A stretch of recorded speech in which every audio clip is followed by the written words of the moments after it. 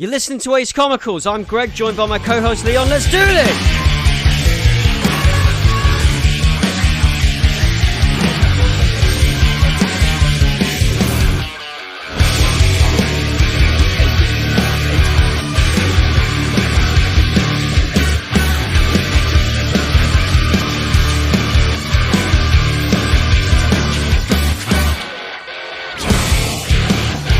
Hi guys, and welcome to the 95th episode of Ace Comicals. This time we are here to discuss one of my personal favourite comics, The Old Guard. Joining me today, it is just Leon. Howdy. So yeah, just a warning from the get-go, we are going to talk about the original 5-issue run of The Old Guard. We're going to talk about the sequel to that, The Old Guard Force Multiplied. And we're also going to talk about the Netflix adaptation. And this is going to be spoilerific because we're just going to dive straight in. So that's your warning. So where to begin? The Old Guard began way back in the mists of time, 2017, about roughly 6,000 years ago, February the 22nd, 2017. And my brain tells me I've spoken about it on the podcast before. Looking back through the episodes is telling me otherwise, but I know I have, and Leon knows I have. So it's there somewhere, going to be within the first 5 episodes somewhere. So if you want to go look for it, you can. But we talked about it originally in our infancy.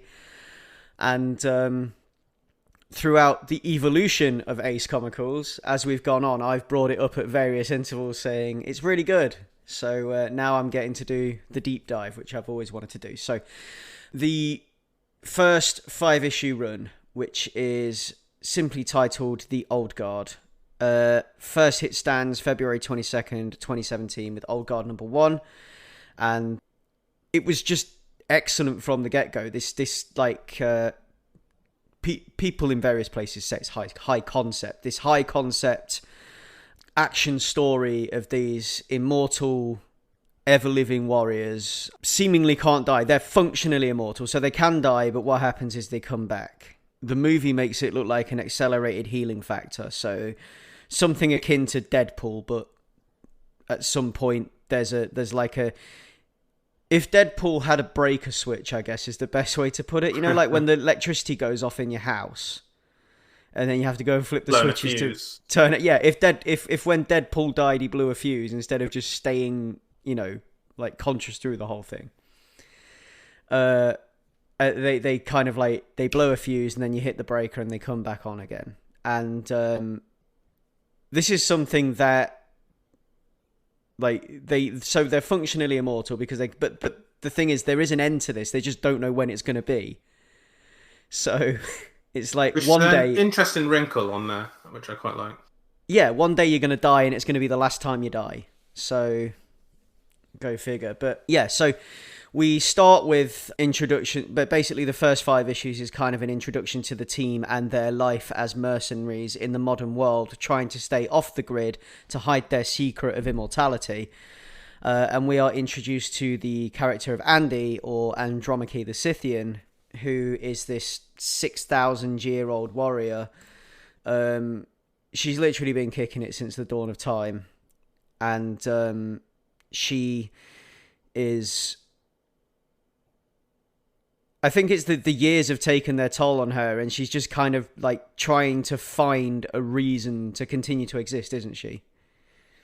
Yeah, because while time cannot have an effect on, say, her body and like aging, like physically, like mentally, just being alive for that amount of time and seeing everything and experiencing everything that she has gone through, it's going to take a big toll on you.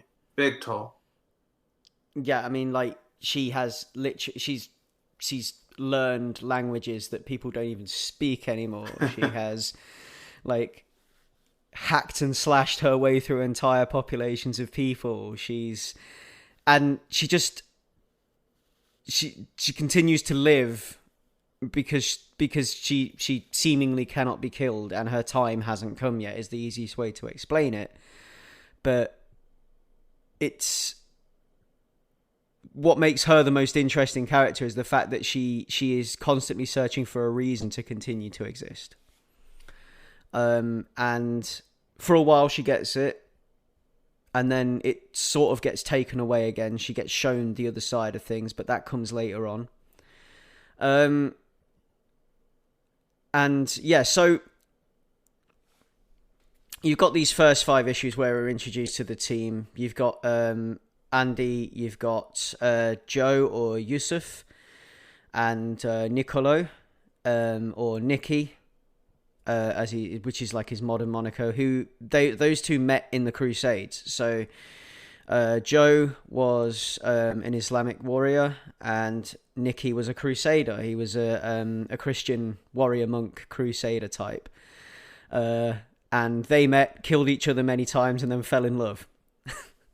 Which I think is a great little twist. I really love those two, and I love their relationship and everything else about same. those characters. And then you've got Booker, Sébastien Delivre, who was in Le Grande Armée and fought for Napoleon and died marching into Russia. He was executed for desertion, and they realised they couldn't kill him. I don't know if Booker is because I really like Booker actually as well, because he's only 200 years in, but he's like almost each of them has experienced a different facet of immortality, if you like, at this point. A different tragedy to do with it. Yeah, or maybe not even a tragedy, because Joe and Nicky found love, and they have this eternal love to share, and they get to go on forever together.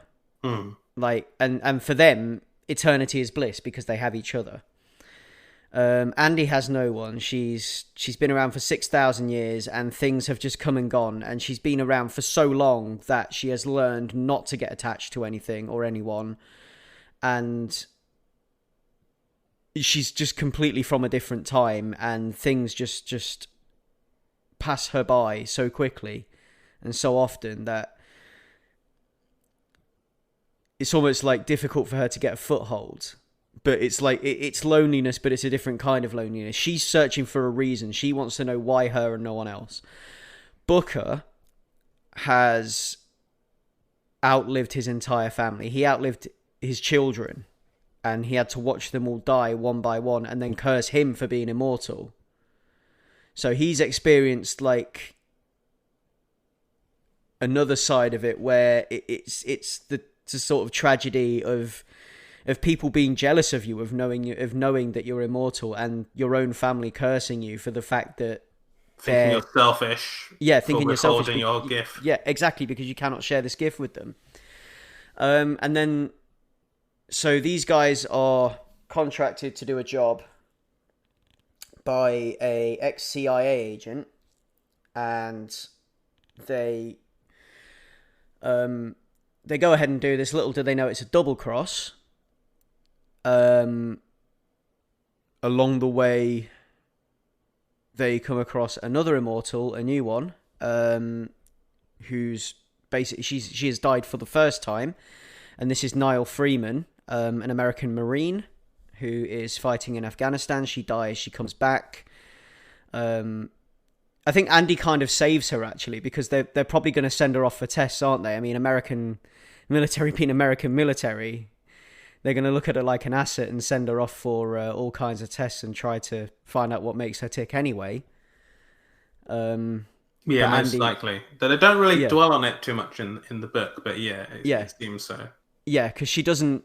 I mean, that's more alluded to in the movie, which we'll come to in a moment. But in the book, Andy kind of like swoops in, and because the whole thing with these immortals is they dream about each other.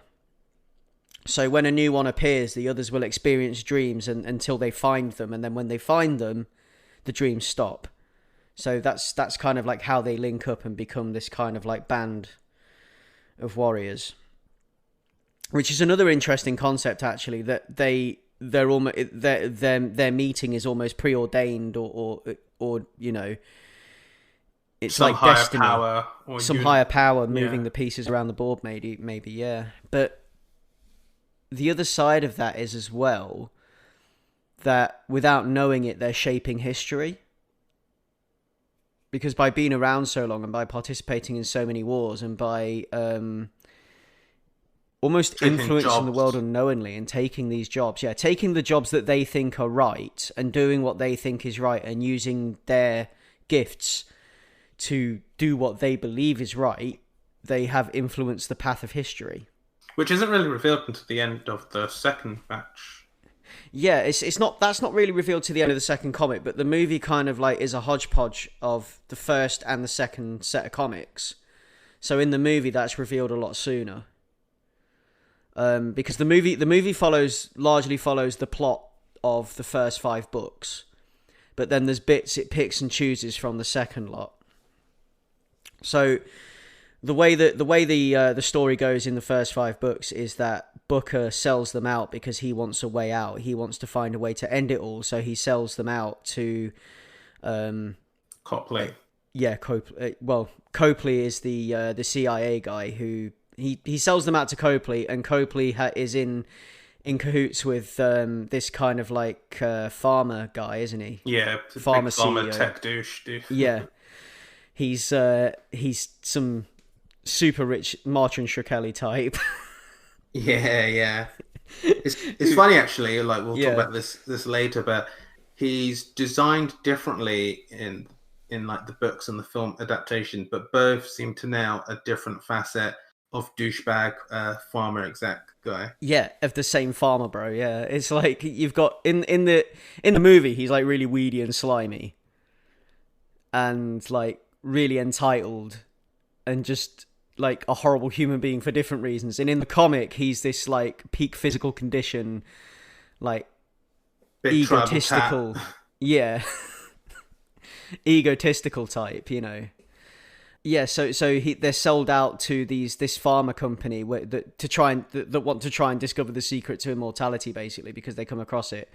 Copley comes across it because Copley does what people like Copley do, and he investigates. Like, he wants to know who these people are that he's been hiring. So he starts to dig a little deeper, and he finds out that they're actually they've been around for a while, to say the least. The comic itself is written by Greg Rucka, and the art is by Leandro Fernandez, with colours by Daniela Miwa, letters by Jody Wynn, and it's published by Image Comics. Now, the Netflix adaptation, the most interesting thing about this, which you don't often see with film adaptations of comics, is the writer has adapted his own work for film. So Greg Rucka was brought on to adapt his own comic for the screen. And while it is incredibly faithful, there are a lot of differences between the movie and the comic, and you know, like, events are brought forward from the second 5 issues, which is force multiplied, and so forth. It kind of picks and chooses what it wants from the first 10 issues, really, and kind of condenses it a little bit, and then takes it in a different direction altogether, almost. And although there are differences, although there are like kind of almost dramatic differences between the movie and the comic, one thing that translates well from page to screen is the action beats from the comic, like this like pure cacophonous chaos, the action that happens in the comics, because it is, as at its heart, an action story. So, but it's an action story with a difference, because it kind of flips the formula on its head a little bit. In that, when you watch action films, usually it's gratuitous violence, but it's kind of like taken to the nth level. So usually when you watch an action film, mooks on screen are gunned down left, right, and centre, and it's kind of just throwaway, like life has no value. But then in this movie, where life is endless and people can die and come back, and loss of life seemingly has would on the surface have less impact than it would in a normal action movie, life has more value. if that makes sense. Yeah, and this is what I think is a strength of the director, Gina Prince-Bythewood, who made movies such as Beyond the Lights, which I really loved, and like Love and Basketball. And I think what she's really effective at doing with this film is giving a bit more weight and depth to the action, considering the characters and their abilities, but also what they go through, because they still feel pain, and they're not portrayed as like sort of like super soldiers. They're portrayed as like experienced, hyper competent people. And then you've got the new character now, who is in ways our way into this world in a way. I know we start with the actual team, but she has a lot of questions that we, the audience, also have. And I think that Prince-Bythewood and Rucker, like, they come together really well to bring the comic to life without it feeling just like an empty translation. Instead, it does feel like an adaptation, and they've like picked and choose moments which will work better visually, and then changed other moments so they work better in an audio-visual medium rather than on the page. Yeah, you see, I feel that, like I was saying before, the action beats translate very well from page to film, and that's what I really like about it. I mean, I still like when I open the comics, when I open the books and I look at the books, the first 5 issues, going back through them this week, we've got like these onomatopoeic sound effects that are like repeated over and over and used. They almost fill the page with them, overlapping, like in fight scenes, like bullets, like guns firing, bullets hitting walls, that kind of stuff. And it's just cacophonous. It's just there to, and it enhances the scenes. It surrounds you with the sound of war and brings you into the chaos. Like, war is hard and dirty and unpleasant, and like, where in some action stories and action comics, violence is almost glorified, in this it's laid bare and just put out as like, so this is what it looks like, you know. And it hits you harder than it would in a normal action story, where it's more absolute. So in this the violence isn't absolute because somebody can lose half their face and then get up again. But in a normal action story, the violence like that is absolute. But what this flips it on its head, because it actually hits harder, even though it's not as absolute. And it actually, like, it pulls you into the page with this like overlapping onomatopoeia and everything else, and the way that it brings you into the environment and the sounds around you. And I feel like that is one of the best things that they've translated from page to screen, is the way the action scenes work in the movie, and the way they've gotten that across with people getting shot up, bullets everywhere, especially that opening scene in the movie, which mirrors the beginning of the comic, the double cross, where they're sent on the mission to Africa, and it turns out that they're actually being set up so that they can be filmed for evidence, and this evidence can be given over to the pharmaceutical company. Like, Copley kind of set them up, but it's like how that translates. That's just awesome.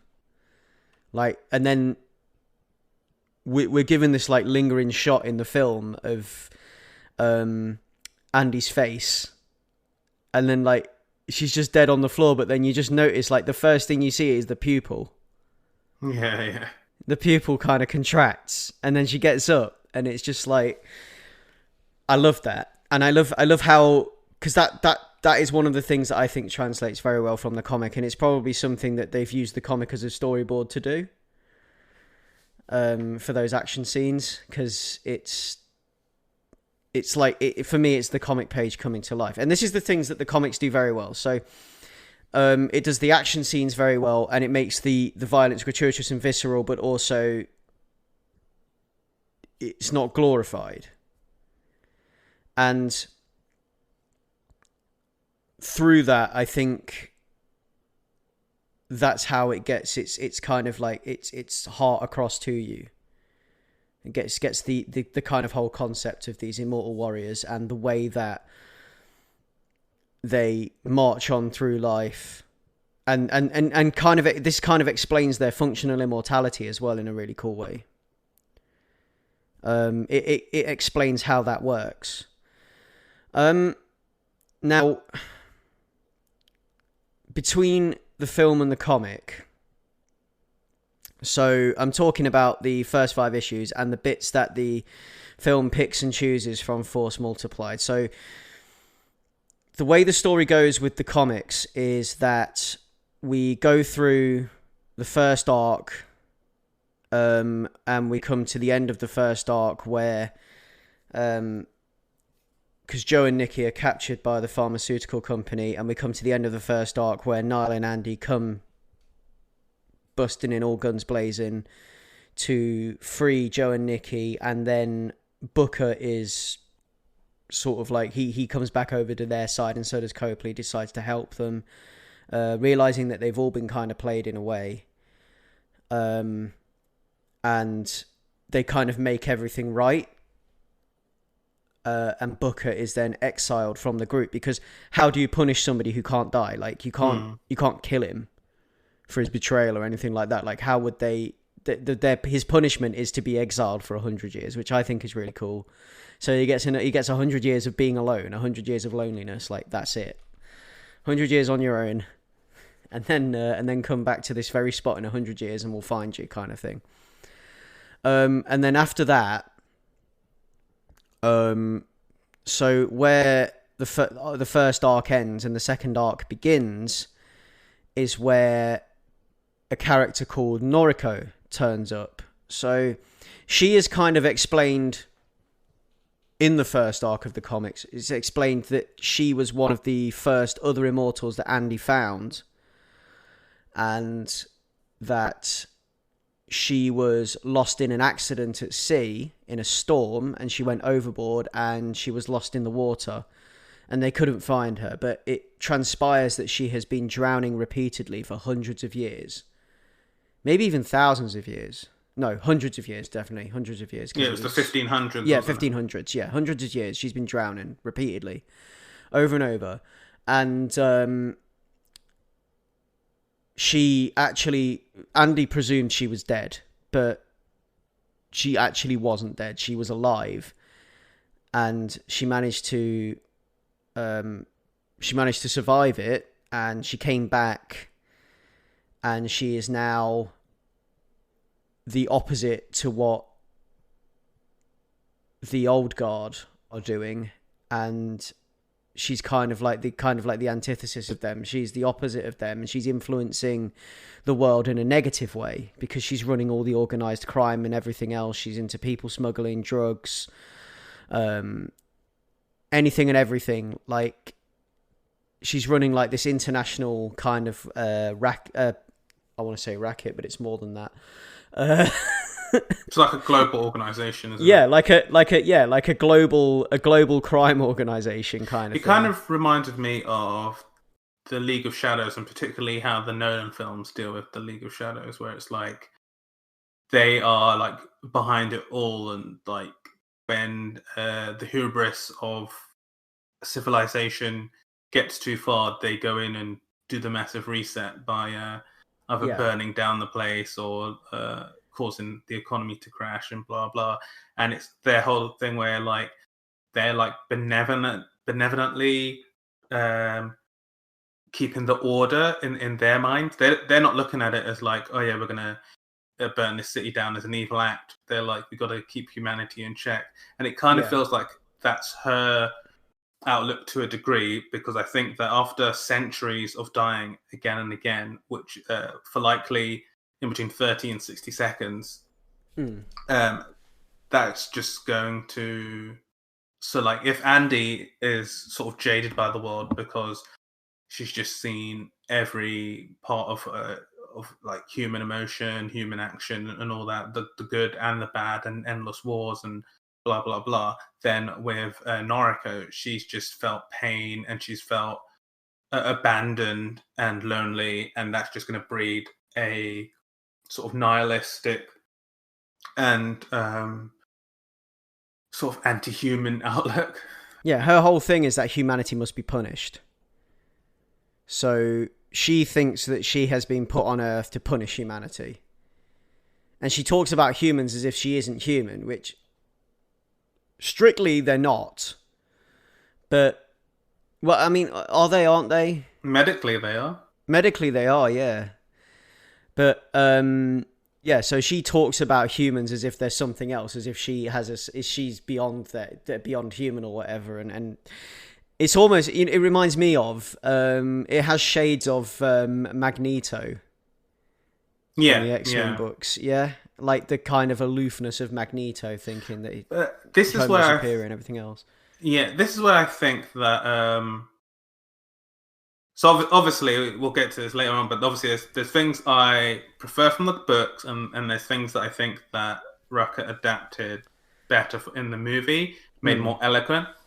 Not eloquent, elegant. And I think one of the things that is more elegant is how the character who was Noriko in the books, in the movie, instead of it being that during a freak storm she's knocked off, she's tortured and put in like sort of an Iron Maiden type thing, and then dropped to the bottom of the sea as like a witch or something. Part of a witch trial, yeah. Yeah, that feeds in. I'm not saying that if a freak accident happened to you and you were stuck dying and dying again, you wouldn't still breed the same hate, but it feels more elegant and clean and logical that like actually it's the evil acts of men causing this, putting her into this endless loop prison, is going to breed an almighty hate and a level of vengeance that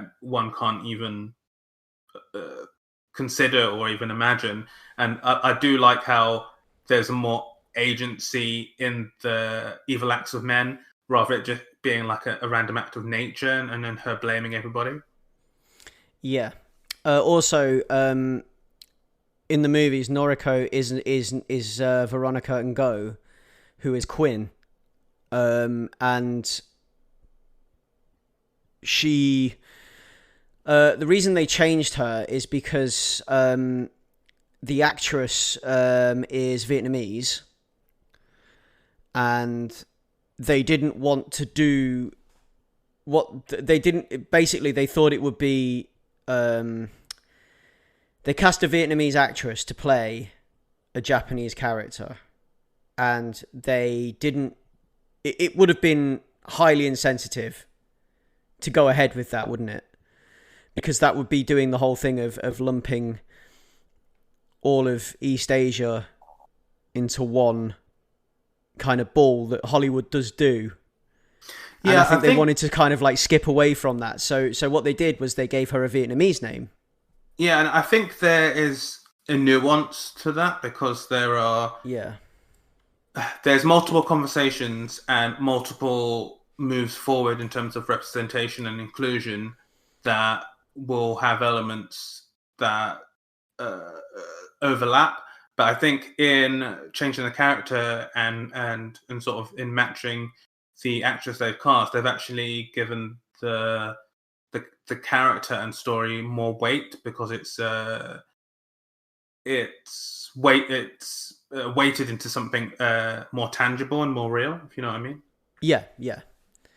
And I think it's a pretty cool thing to have done, actually, because I know this is what I'm trying to get across, that at one time they would have just marched ahead, and they wouldn't have been as sensitive. That's the word I'm looking for. They wouldn't have been as sensitive, and they wouldn't have thought so much about it, and they wouldn't have been as accommodating. And I like that they've done that, and I think it's to their credit, actually, that they did that when they made the film, that they changed Noriko to Quinn. They didn't change the character, they just gave her a different name to reflect the fact that she's from Vietnam instead of Japan. And that's it. So It's good everything casting else, as well. yeah, Because yeah, very good casting, yeah. the last thing I'd seen her in was she plays the basically wordless role of Paige Tico at the beginning of The Last Jedi. Okay. She's the one who sets the bombers off at the beginning, which is like an amazing. She's like Rose's sister, and it's like an amazing sequence, and she does it all without any words. And yeah, she's great, and I thought she was great casting. And I wanted to see more of her character. Yeah, and the kind of like the deep dive that we get into Quinn's background, and kind of the reveal that Quinn is still alive, isn't something we get until the second arc of comics, but in this, in the first movie, we get it early. So this is one of the things that it picks and chooses from the second arc, because it brings in the fact that Quinn is still alive, through Nile dreaming about Quinn drowning and drowning over again. Because Nile has the dream of the other immortals and dreams of Quinn. As a way to kind of like bring it in so that Andy can explain it. And it's like there's another immortal as well that is briefly talked about that they use to explain the fact that the immortality is finite, which is a character called Lykon, who is... I think Lykon gets more time in the comics than he does in the movie, because in the movies they kind of like, he's there for like 2 scenes or something and he dies. You just get to see him die, don't you? And that's it. But in the comics he gets more time. In the comics it explains that he travelled with Andy for years and years and years before he was killed in Italy during the Renaissance. But I think it's... I'm not sure when and what time or what battle they were fighting in the film. I think they just bring him in just to kind of like pay credit to the character in the comic, really, don't they? Yeah, he doesn't really get as much time. But the idea of Noriko or Quinn dying during the witch trials and being tried as a witch because they found out about her immortality, I think that's very interesting. Yeah. And I do prefer that to her being washed overboard. I have to say I prefer that. That's one of the things I prefer from the film. Because there's a lot of things. I think it's the symptom of the usual thing of film versus comic, where they adapt a comic into a film, and when something's a comic, it's laid out and there's more time for everything, and you get more explanation, more time is given to certain characters and things like that, and you get more of a you get more of a sort of sweeping, all-encompassing idea of how things are, and they have to kind of like cram that into a shortish amount of time. Yeah. And like generally with film, because you want to keep a forward momentum happening. So oftentimes in the script, they'll still have loads of things which explain more or give more time to certain characters, and then they'll film it, and then in the editing process, they'll find that certain scenes just slow the film down too much at bits where they need the film to pick up pace and momentum, and so that they'll end up cutting those, and so often with film it needs to be you cut off anything that you can consider fat to keep the story going, and sometimes casualties of that are you just sometimes you only get like sort of a hand wave to a certain character or story element from the thing that is being adapted from. # release the Rucker cut. This is the Rucker cut. No. I want the full 4-hour Old Guard movie. That's a TV show. Split over 4 parts on Netflix. Release 1 part a week. You know what, actually? I actually do feel like this would have made a better TV show than a movie. Yeah, I feel that, because there are elements in it where, because they're like stuffing in a bunch, it does kind of skim in some areas, and like the film has kind of quite a good pace. Actually, it does move, but then what happens is that I feel that if you are like, it can feel like it lacks a bit of depth because we don't get much time to deal. Like, everything has to be sort of painted with a brush that gets the information over as quickly as possible, but we don't really get to languish in the moments or the considerations of what's going on.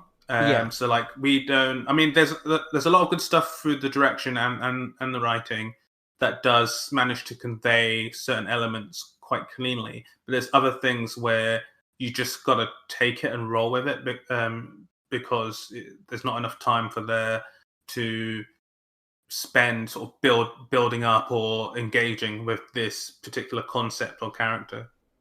One of the things that I felt was better in the comic than in the film was Booker's betrayal. When we go through the comic and we think about Booker's betrayal in the way that it kind of plays out, what he does in the comic is he takes advantage of probably Andy's only weakness, like her only vulnerability, which is her lack of understanding of modern tech, which is alluded to right at the beginning of issue 1 when they find the camera and she grabs the camera and she's like, you need to do what you need to do with this to destroy it, and throws it to the other guys, and they're like, well, actually it's been, whatever's been filmed has been uploaded straight to the internet. And then we've got this scene in the cave with the laptop, but because you're reading it in a comic, or you're automatically believing that that's possible to get an internet connection in a cave. But then when you go back and think about it in the way that Rucker has written it, to make you go back and think about it, when you figure out, wait a second, he didn't have a satellite link, and then Nile worked that out.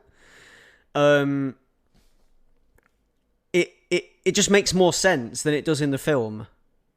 Yeah, I'd say I'm in a middle place with that, because I think that whole thing with the cave stuff is better, and it's a cool reveal. But I think the execution of the reveal of the betrayal, I do like how it's handled in the film, because it's the gun, the empty gun, and then it's in Copley's office, not the main place. Yeah. So then by the time that Nile gets there, they've been taken away. So I do kind of like, I like how it's handled in the movie, but I'd agree with you that that wrinkle of the laptop in the cave is really nicely done.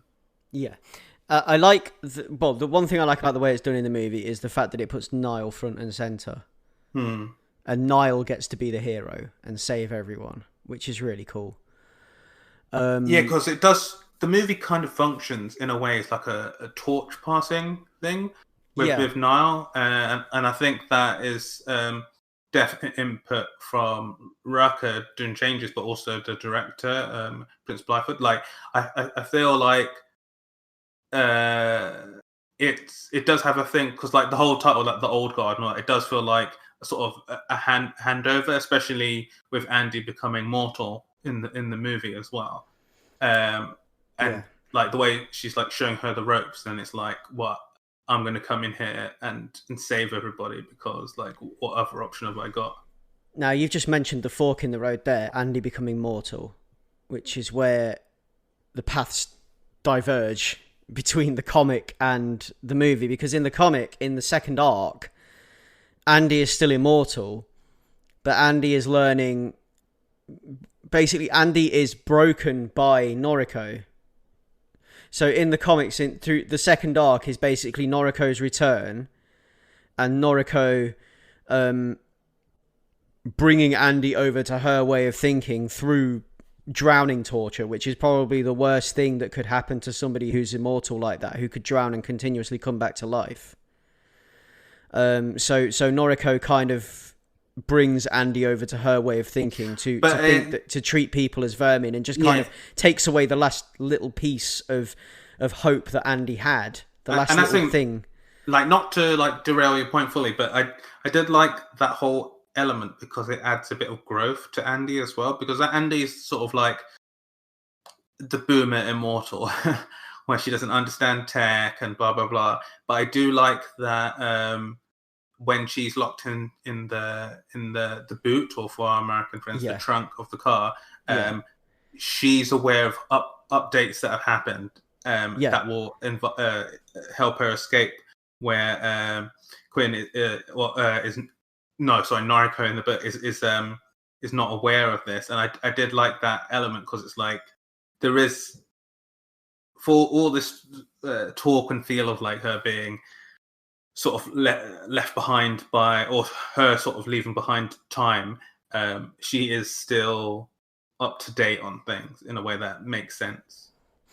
Yeah, because I mean that would make sense to her, for her to know this, because she, like her line of work would probably demand that she would know things like that if she ever had to kidnap anybody. So that's why that made sense in my head. Like if she gets sent on some kind of like some kind of job where she has to like assassinate someone or kidnap somebody, she's going to need to know that if she puts them in the boot, they've got a way out, I guess. And that makes for some reason it makes sense for her in my head to know that, but not know about cameras and everything else in the internet, except definitely. Yeah.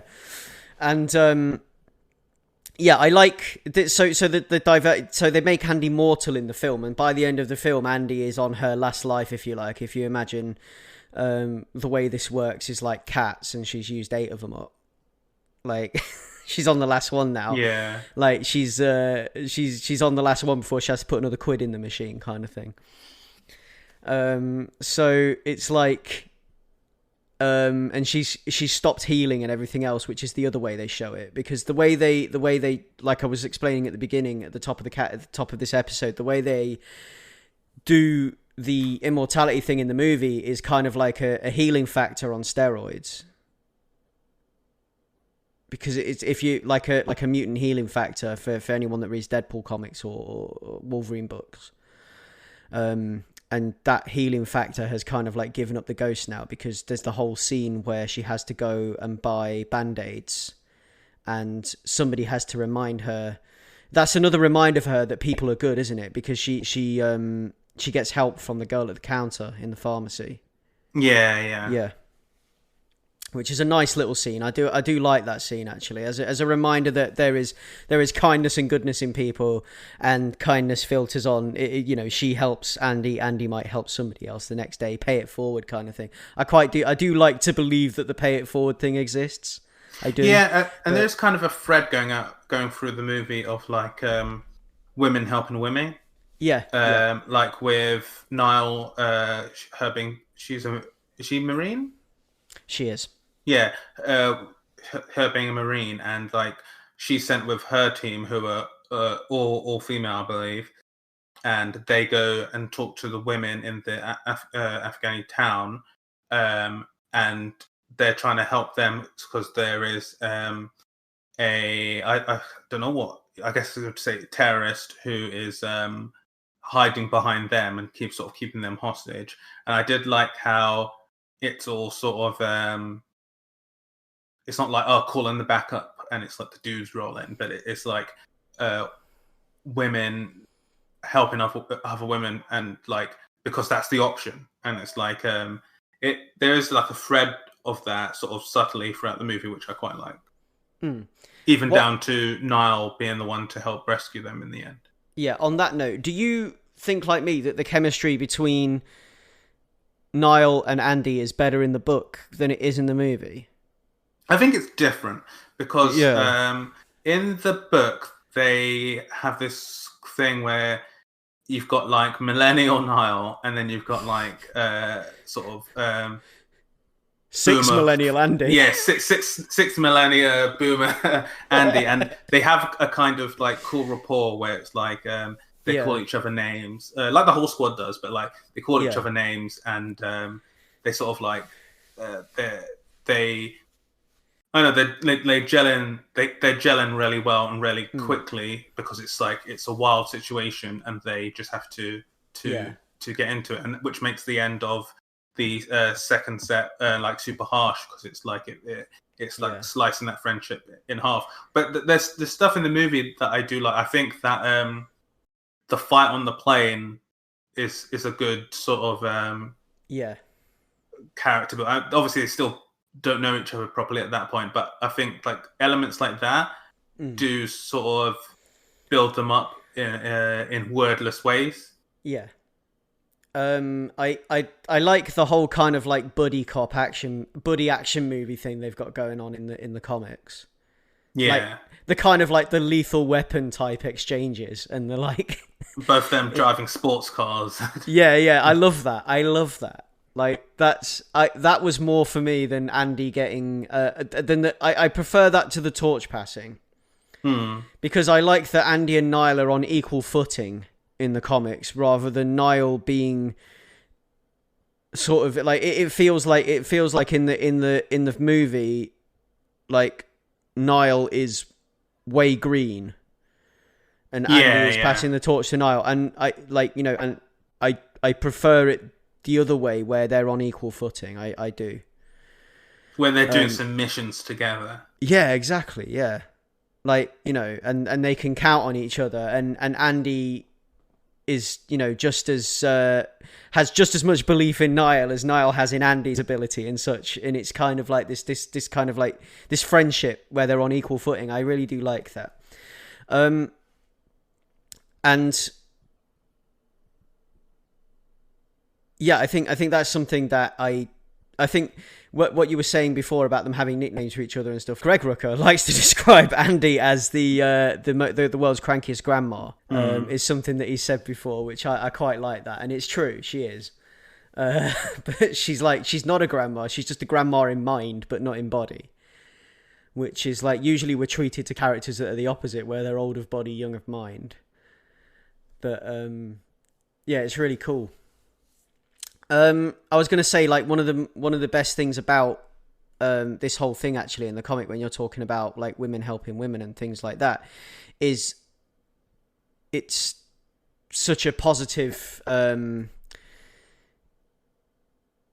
it's such a bed of positive representation. So we've got like the way that it positively portrays same-sex romance and same-sex love and everything else, rather than it being like something that's kind of like there, and it's just matter of fact. Like everyone just knows that Joe and Nikki are a couple and have been a couple for 500 years or whatever. And it's just something that it is just matter of fact. It's not something that has to be discussed in any way, or. And then when it's discussed, it is discussed just as love, and it gives us one of the best pages in the book, one of the best scenes in the movie. Yes, where they are captured and the guards are like, "What is he, your boyfriend or something?"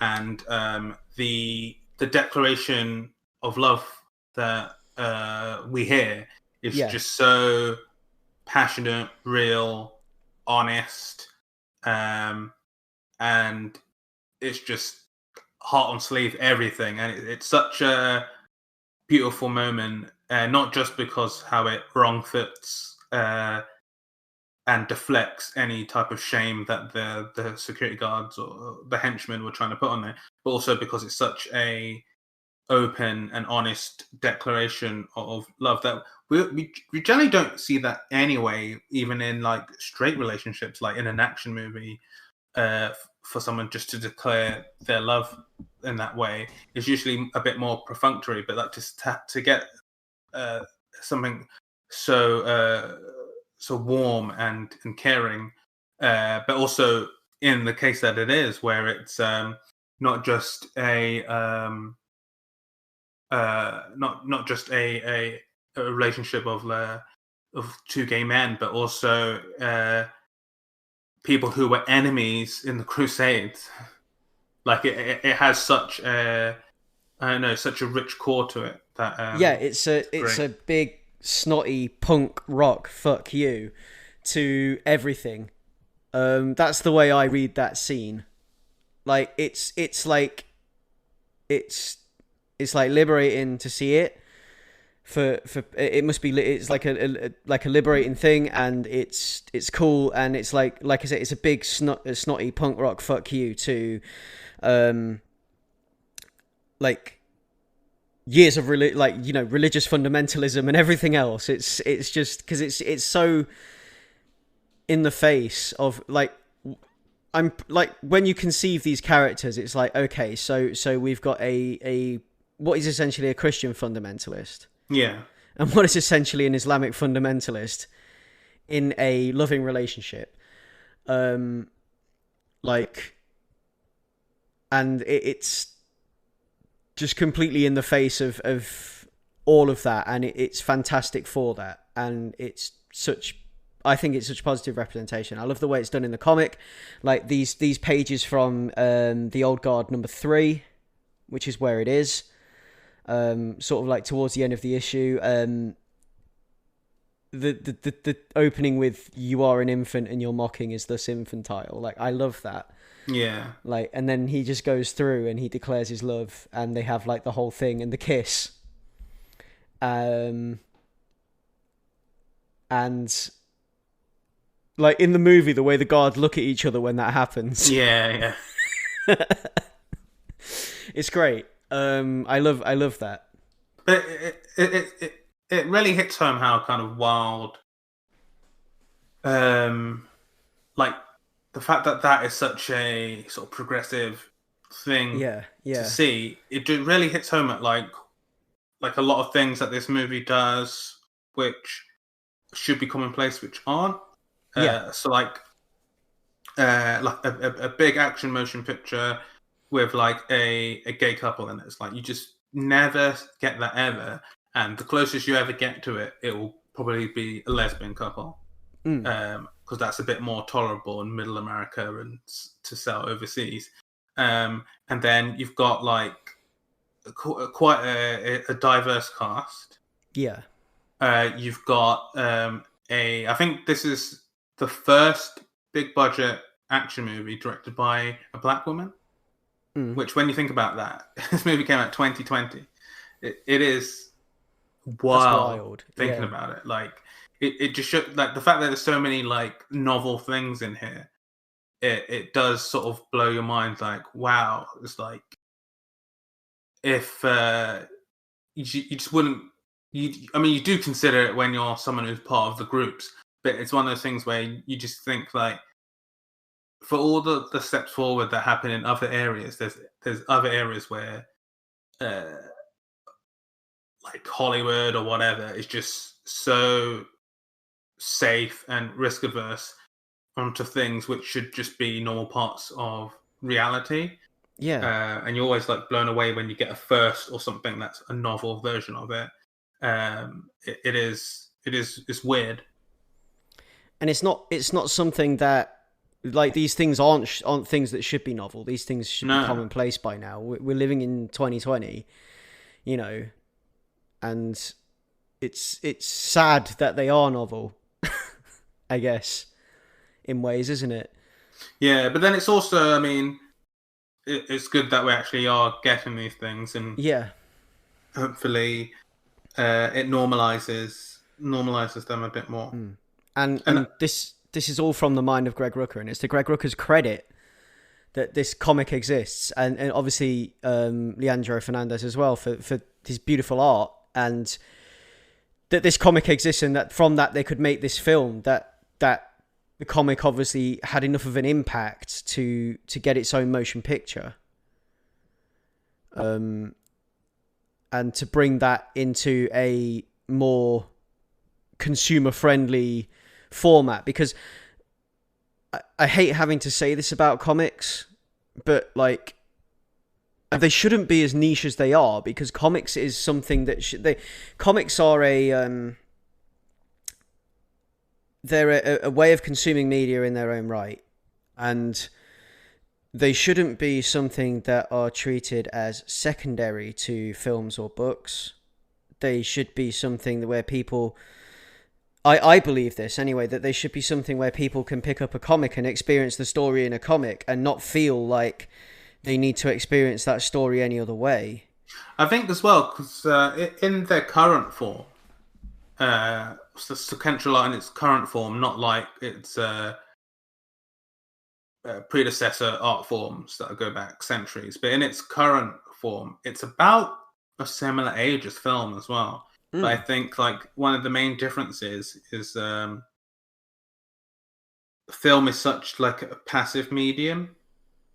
Like it can be, I mean, so you can sit there and then you're blasted with light and sound, and you can take it in, especially in this particular case, because this is a Netflix movie, so you don't even have to, like, the barrier to entry is so low. You just need to have a Netflix account, or for a lot of people it seems their friends log in or something, and then you can watch this adaptation. And like that's 2 hours on a Friday night for you, and you've consumed it, and it's 2 hours well spent. Yeah, this is great, but it's it's kind of, it's a weird thing because you have the same thing to a degree with books, where more people watch the movie adaptation than read the book. But I think books still have more prestige than comic books. For the various reasons, like just the outlook from the general public of seeing them as a facile thing, but also I think like the medium of like issues and stuff like that. I think there's like, at least like with a book, usually there's just the book. So it's easier to market because it's like, okay, this thing is out on this date and it's the best-selling list. And then with comics, obviously you get the trade, but before then you have the issues. And I think that even though you got things like Comixology and blah blah blah, I still think that that barrier of entry adds another wall between people getting there, and it is annoying. But I think that in some way things are getting better, and in some way things are getting worse. Yeah. I mean, I think it's to do with the level of engagement required to engage with each thing. So, like, books require more concentration and engagement than comics do, to a degree. Also, it's a solitary thing. Most people, I'll say 99.9% of people read alone. Exactly. Whereas the Netflix thing, if you've got like a group of people over, I mean, in the before times, then like it's like multiple people watching a thing at the same time. In the before times, he says, around a campfire 2 meters apart from everyone else, wearing a mask, telling tales to the Generation COVID about what came before we all started wearing pieces of car as armor, and before Brexit fully hit, and before everything else. But yeah, you're right. Yeah, it's like it. But what I guess, I mean, I hate having to say that about comics, but what I like about the film is that it lowers the barrier to entry, and more people get to experience this great story. And often, I know it's not like super high conversion, but there is a percentage of people who, when they watch the movie or something, or they watch the TV show or something, once that TV show or movie have ended, they do seek out the source material, especially if there's more source material than of the TV show or the movie. And I think this happened with stuff like Umbrella Academy and The Boys, and all these other adaptations. And I think it will happen with The Old Guard as well. Yeah, and like 99.9% of the time as well, the source material kind of has more warmth sometimes, because it's less compressed, so it's like give you more of the details between things as well. It's like the difference between the comics and the movie for The Old Guard, which I say this a lot with a lot of adaptations, is the difference between vinyl and MP3. It's the difference between listening to a track on vinyl, listening to a track on MP3. Like, you can sit there and you can put Dark Side of the Moon on vinyl, and you could just get so much more out of it listening to it off a record. There's just so much more there than like the cold MP3 on Spotify. I mean, I'm not saying the MP3 is bad because it's the same album. Like, listening to you're just a medium snob. I'm not a medium snob. I'm just saying there's a difference. There is a definite difference. I mean, I've got nothing against Spotify. I love Spotify. I use it on my way to work every morning. But you know, if I could have a record player on a backpack. Actually, no, that's just a horrible idea, because when you listen to records, you need to be sitting down in a comfortable space where you can just kind of like zone out and trip. But yeah. No. Yeah, I'm going to jump back now to that fight on the plane, and I'm going to bring up the vodka. Because I don't know if this, because in the movie, Andy Andromache is played by Charlize Theron. And I think I might be wrong on this, because in my head I always say it the other way, but I think it's Charlize Theron. Yeah. But my mind always wants to say Theron, but I think it's Theron. I always go with Theron, and I think that's because I don't know why I feel like because that's like almost like a French way of saying it. Yeah, and but for some reason in my head, but you're probably right. Yeah, because I watched the interviews with her, and every time people pronounce the name, I was like, oh yeah, it is Theron. But my mind, trying to get Google to remember your new password, it's like that. Yeah. My brain will not remember the new password. Yeah, I mean, I've been saying apologies then, because I've been saying Theron since the dawn of time. But there we go. Yeah, so like the vodka thing, right? Because she drinks vodka in a lot of her films.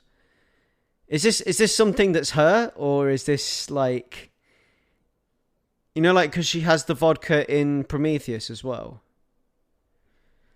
I don't know how much you know about her as an actress, or whether she has like an affinity for vodka, or whether she has a brand of vodka that she promotes, or what. I don't know about her business stuff, apart from her being a producer. But yeah. I don't know about the connection of her and vodka. But maybe she's got a vodka line. That was just something fun that I just sort of noticed, that I wanted to bring up this connection between her and vodka. But I've got like mild memories of her in an interview saying that she does love the drink, so maybe that's where it comes from. So there's Stolly vodka in Atomic Blonde as well. Yeah, I'm just looking now to see. I'm trying to find out if she has a vodka line or something, because I don't know. Or is she the face of the face of Stolly vodka or something? Because of Atomic Blonde. Let's see. Maybe the vodka thing. Do you think the vodka thing's a nod to Atomic Blonde then?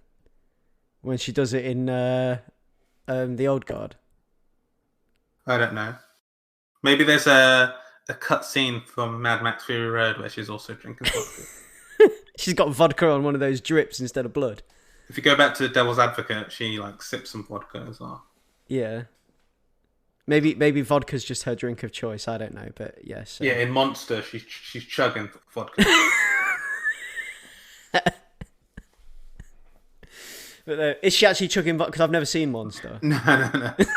You can't say things like that to me. I've never seen that film. It's a great film. You should watch it. And she's a fantastic actress. Yeah. And she's really good in this as Andy, actually, as well. She plays Andy well. I think what's really good with Charlize is that I think she's able to do the thing where she can, she's good at showing like a tortured badass, if you know what I mean. And there's a lot of empathy in terms of her characters, because they never come off as one note, oh, this person's the badass who's seen stuff and they've been through stuff, man, and they just need to kick some ass. But it always does feel like there is either a tortured or a person who's been through stuff. And obviously a big touchstone of that, when me saying that, is some of her most recent action movies like Mad Max and Atomic Blonde. And I think maybe that's a type of role that she's drawn to, but I think she's really good at adding a humanity to a sort of semi-tortured badass. Yeah, what I would have liked more of. I don't know if this is a symptom of like the adaptation for movie to make it kind of like more consumable in movie form, but like some of the dialogue in the comics, they use like words and like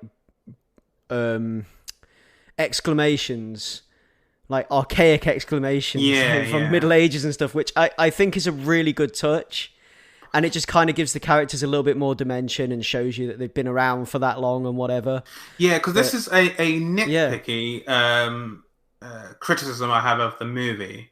And I can understand why they would have done it. But one of my nitpicky, like I don't really care that much, but it's a thing to talk about, is that like suspension of disbelief aside, like I think the book sells more that these are old people adapting to the times than the movie does, because the movie, to a degree, it does, but when they're given their backstories and all that, but they do seem like highly modern for people who've been around for so long. Because not normally, because there's no such thing as people who are thousands of years old, but like I think there'd be a thing, like if you look at a lot of older people, say our grandparents and people of those generations, generally in terms of the way that people operate is that they have like, obviously I'm just speaking a generality here, but like there's a generality where like there's a thing, there's like not a peak but like a point where a lot of their likes and stuff, they stopped falling in love with stuff to that degree, if you know what I mean. So like favorite records, favorite movies, stuff like that, it's from an earlier period. And even their manner of talking, unless they're like talking a certain way to mock you as a younger person, it's all from a certain like time when they sort of they were like, I don't know, it's hard to talk about, but it's like when they solidified more of this is the person I am. And people are always growing until death, of course, but like this is when it's like this is the person I am, then that's when like their thing for like new references and stuff like that kind of dips a bit. So then when you're speaking to someone who's in their 80s, you can sort of tell when they're sort of peak of new stuff coming in. Yeah. And obviously it's a generalization. I know that lots of old people are into new stuff and even making TikTok memes, but like, you know what I mean? Like as a generality, that's the thing. I mean, even if younger people, like people in their 60s and 50s and stuff, I can generally get a thing of like when their time was, if you know what I mean. Yeah. And none of these characters have that really, because you'd think these people's time, and I know they have to keep up with the ages because they need to speak a certain way and they need to dress a certain way. But you'd have your thing, wouldn't you? You'd have your thing from 500 years ago at least. You would, yeah. Like they'd have their thing. Like, I mean, they have their weapons of choice in the movie, and they have their weapons of choice in the comic, which they use more often in the comic. Yeah, which kind of like they do a better job of showing how old they are in the book, and they have these exclamations from their time, like, and these ways of showing they're pissed off, like, whereas now you'd probably be like, oh, for fuck's sake. Like back then you might have gone, oh, you know, fucking mother of pigs or something like that, but it's like they have their way of doing it, and also you'd speak in one of the other languages that you learned ages ago more. So. You wouldn't. Well, I mean, like the whole point is that these guys they've learned to speak every language on Earth, haven't they? And that does come up in the film when they start, when they're in Africa, and they see the people walking. They kind of like meet some women when they're on their way to go and supposedly free those girls from their captors, the mission that Copley sent them on, and they say peace be with you, don't they? But in the language of the people whose country they're in. Yeah. South Sudan, if I remember. South Sudan, yes. They say peace be with you. In Sudanese, they say peace be with you. And it's just like, that kind of alludes to the fact that they can speak every language on Earth, because they speak French and they speak all these other languages, Italian. But like, I don't know, like, yeah, you'd think that they would have ways of saying things, like archaic ways of saying things or archaic ways of doing things. Also, like, they'll just have, because they have like in jokes where they just rib each other. They'd have also sort of archaic in jokes with each other as well. They would, yeah, definitely. Because think even about like our friend groups, and we're in our 30s and stuff. A lot of our like references and stuff like that obviously will be pop culture based, but a lot of the time as well we'll be referring to shared experiences together, but over the last like 10 years, and even then it's not like you can sort of tell when we grew up, if you know what I mean. I can see why you would avoid that maybe in a film adaptation if you wanted to be a bit more clean in terms of conveying information, but it is a bit of flavor, a bit of personality that is lost in the adaptation. Another argument for why it should have been a television show. Yeah, definitely. I'd like to point out that the casting as well, I actually feel like, you know, because in the so we'll talk a little bit about the art in the comics first, because this kind of feeds into the other. So in the comics, we have these like heavy shadows and flat colors, and you get this like noir environment, but it's not noir because it's not in black and white. It's just heavy shadow, which gives it that noir edge, which is really cool. We've got like characters with exaggerated features and expressions on characters' faces that are exaggerated, where it's exaggerated to the point that it's like fairly cartoon, but it doesn't lose the realism, it doesn't lose the edge. And like, what I'd like to, the casting is like spot on for what the characters look like in the book. Yeah, the casting is really good, because it's like ridiculous. Even down to Booker has the same facial features as his character in the book. Yeah, it's like how they get that spot on is ridiculous. It's fantastic. I'll say the biggest divergence is probably Andy. Yeah, exactly. Because how are you going to get somebody who possibly resembles anybody from 6,000 years ago? But even just like her modern design, because in the book she has like long hair and stuff. I do like the style of Andy in the film. Yeah, but then it's just because she looks badass. But I think that might unconsciously add to the whole thing of like, she doesn't feel like she's 6,000 years old, which is obviously a dumb thing to say. But I mean, more so like, she feels super modern, which is why I think that they spent a bit of time on those flashbacks to sort of hammer that home a bit. She's more Angelina Jolie in the books. Yeah, she is very much so. Yeah, that I was trying to think today who she reminded me of, and I'm thinking like Angelina Jolie in Tomb Raider, and I think it's because of the hair. But especially because when she's got it all braided up in the second batch, or Angelina Jolie in Wanted. Yeah. Definitely has that, but definitely the Wanted vibe, because in Wanted she's like a bit older and she's like the mentor person. Yeah, and she's a bit more barbaric as well. Like, she's got like, because the way Andy comes across to me is she's kind of like Conan the Barbarian in a way. She has this kind of like Conan-esque way of being and doing things. Like, she's very set in her ways. She's very surly. She's very strong, and she just looks menacing. Like in the comics, like everything she does with purpose and with a little bit of temper behind it. It's like, even when she's just putting her shoes on. Yeah. You kind of get that from her, you know. So, not to go off too much on the casting, but like, do you think they sort of combined Lykon's character with Achilles from the book? Quite possibly, because it seems in the film, when he's like, we see the scenes of him with her and she's dying, there seems to be more of a romantic relationship there, and also he's a black man.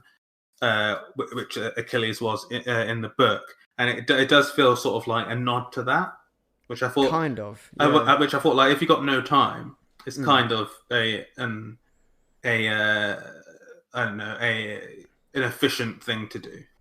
Because in the book, Lykon's Greek, isn't he? Yeah.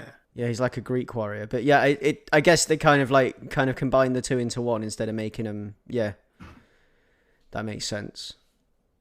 But yeah, going with the cast, as you were saying.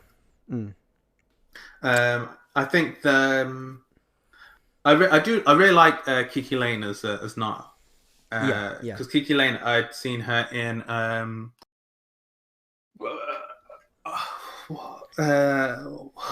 why has my brain gone empty? The If Beale Street Could Talk, of course. Yeah, she's the main the lead in if Beale Street Could Talk, and she is really good in that movie. So when I heard she was cast in this, I thought, oh, it's cool because that movie is her role in that movie is one of more. It's more. She's more like timid, or she's more like. It's hard to describe it because she's more a softer person in that. Yeah, and she's a softer person dealing with like a horrible situation in that film, and in this, I think that she is able to keep the sort of empathy that we have, especially because when we meet her, she's like, despite being part of a Marine, she's like quite a nice person. Yeah. But then I think that she's able to be a good audience surrogate in the way that she's always asking questions and she's not really quick to go with it all. She's not really like, oh, cool, I'm immortal. She's more like, what the hell are you talking about? And it gives a bit of friction. Yeah, she's like you were saying earlier in the cast. She's there to bring us into it. We inhabit her as an avatar, kind of thing, and we experience these other guys and being immortal through her eyes. Like especially down in the movie, especially more than in the comic, but in the movie where she discovers that she's immortal, and like her struggling to dealing with it, and then running off and listening to Frank Ocean. Yeah. It's like that. Like movies can always like win me over by doing dirty tricks like that, and like that was an element of this movie doing that for me. Yeah. But like, and like in the action sequences, she holds her own pretty well. Yeah. As well, especially during the big final confrontation. But I think like across the board, because like Chiwetel Ejiofor is like, you can always count on him to be awesome. Yeah. And like he plays a role in this, which he plays like in similar movies as well. Because I think in the Angelina Jolie movie Salt, he plays a very similar type of character. And he's like really good with that type of like knowledgeable behind the curtain person who he's kind of an enemy but also kind of an ally type thing. Yeah, definitely. He's really good actually. He's a really good Agent Copley. Yeah. Like he gets that down, that Agent Copley stuff. Like, and I'll be looking forward actually to seeing how they adapt the second arc. So, because there's obviously going to be a sequel to this movie, and the direction they're taking it in, and then I think the whole idea is that they want to do 3 movies to go with the 3 parts of the book. I get the idea from looking at various like articles and things like that is what they're going for. And I want to see how they're going to adapt the second arc and how they're going to bring in the stuff with in the book Andy and Noriko, if they're even going to do it that way. Yeah, because you've got like, is it a post-credit sequence? I think it might actually be post. It's not it's post credits. It's post the first part of the credits. It's post mid credits. Mid credits, yeah. So with you've got which is Booker. almost like it's almost like pitch for pitch from the comic, isn't it? It is, yeah. It's like panel for panel. Booker stumbling home drunk, smashing a bottle, opening his front door, and it's a little bit more dramatic in the comics because he draws his gun and everything, and he's And like, then she's like jumping around the room doing kicks, Yeah. and there's like henchmen. yeah. There's a fight scene in the comic, but in this he's just like draws his gun and she's just standing there with a glass of water, just like hi, kind of thing. And there's Quinn like waiting for him, like I'm not dead, you know. Which is kind of alluded to anyway, because we kind of know she must be alive if someone's dreaming about her, because that's how these immortals work. Yeah. But like in the comics, like that is the beginning of the second arc. That is like the opening few pages of Force Multiply Part 1, isn't it? Yeah. Quinn's still alive. Quinn or Noriko still alive, and she is she takes Booker prisoner, basically. She's trying to get him to give up the locations of the others so she can get to Andy. Even though Booker has no idea where they are, because Booker's just been exiled for 100 years. Yeah. For his betrayal. And we're then introduced to another new character who is he CIA? Or is he just he's FBI, isn't he? He's a Fed. Who? Niles, the guy that Niles Oh, contacts. yeah, he's FBI. Yeah. I can't remember. What's the name of the character? I can't remember. Moose. That's it. Mustafa. Yeah. So Niles contacting the FBI. Nile keeps, because what they do is they're using their abilities for good at this point, and you've got Nile and Andy going around like characters from the Fast and the Furious. Yeah. Driving sports cars with Bluetooth headsets on because they're family. Like breaking up like people trafficking and things like that. So like the whole thing, the overarching theme through the comics that doesn't really get brought forward as much in the movie is the value of life and the overall arching theme through the comics. It is like a musing on the value of life and kind of like the value of life when death has no meaning. So like, what value does life have to somebody where life isn't finite? If you understand what I'm trying to get across. Yeah. And you've got like this whole kind of like overarching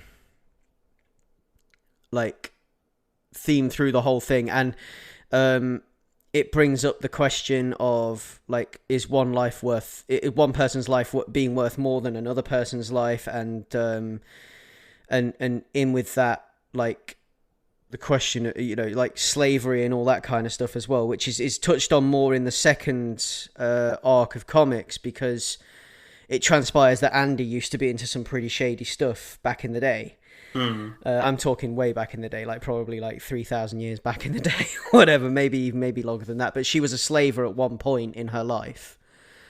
And what it boils down to is the arc opens with them ending, like busting open a people trafficking ring and trying to, like take down people traffickers and slavers, modern slavery and things like that. And by the end of it, it's like Nile and Andy coming to blows over the whole thing, because Andy at one point was as bad as they were. And this is what Noriko is now into, was part of one of the things that Noriko is now into since coming back out of the water. It's one of the many pies that she has a finger in, being the head of this like multinational crime conglomerate or whatever.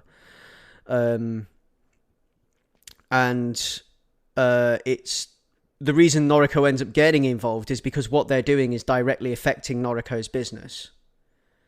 So as they're getting closer and closer to the source of who's trafficking these people around the world, and running this kind of like slavery thing, that's this modern slavery thing that's going on in the comic.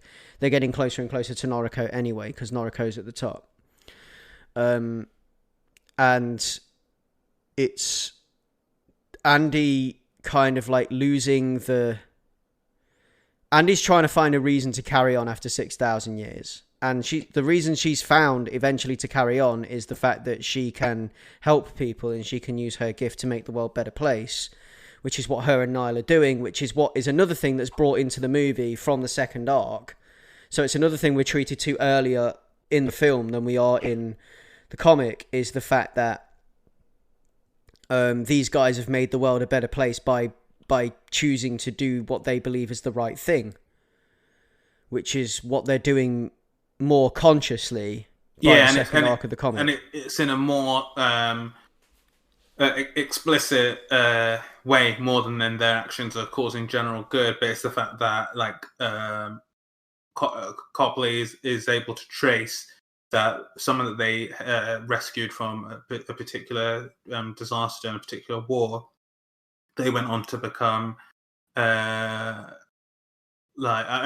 the book it's about someone whose parents were killed by the Soviets, and they went on to they won like the mathematic version of the Nobel Prize, and they've gone on to do good. And I think the general thing, which is like echoed in the movie in a more sort of web of like all the tracing back all their acts, is that certain people that they saved have gone on to do really good things. Like, I can't remember the examples from the movie, but it's stuff like this person created a cure for this disease, and this person went on to do this thing which helped all these different people. And it's like it adds more of a universal as in like universal power, or like the powers that be type thing, of like the reason behind why they've got random immortality is it's almost as if they're like setting the course correcting the world and like making it a better place by making sure people who are going to make actual change are saved from whatever tragedy or disaster they're part of. Yeah, and this is like more overt in the movie than it is in the comic. Yeah. In the comic, it's kind of like alluded to, and then it becomes more apparent in the second arc, because that's what they're actively trying to do by that point.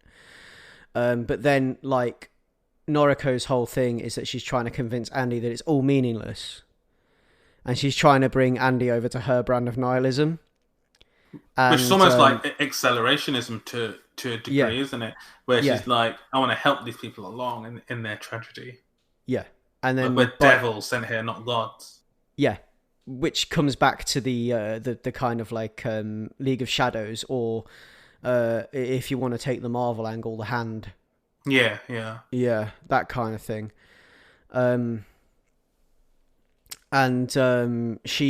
She kind of, by the end of it, she has kind of succumbed to it in a way. I hate the way it ends. I mean, is this supposed to be the old guard's version of The Empire Strikes Back? Yeah, I think because it's all they're having beer and pizza, and then Andy's having like a mental breakdown, and they just fucking leave her there, and it's just like, oh man. And then Noriko turns up and kind of like offers to pick up the pieces, kind of thing. And then Andy is now back with Noriko by the looks of it. And like, no, can complete your thought. That was my point. No, I was going to say, like, if you go back and then look at the two arcs of the books, which like five books, 5 issues each. Yeah. It's kind of different, isn't it? Because there's not like a mission, and then as part of the mission, we're finding out all these different things.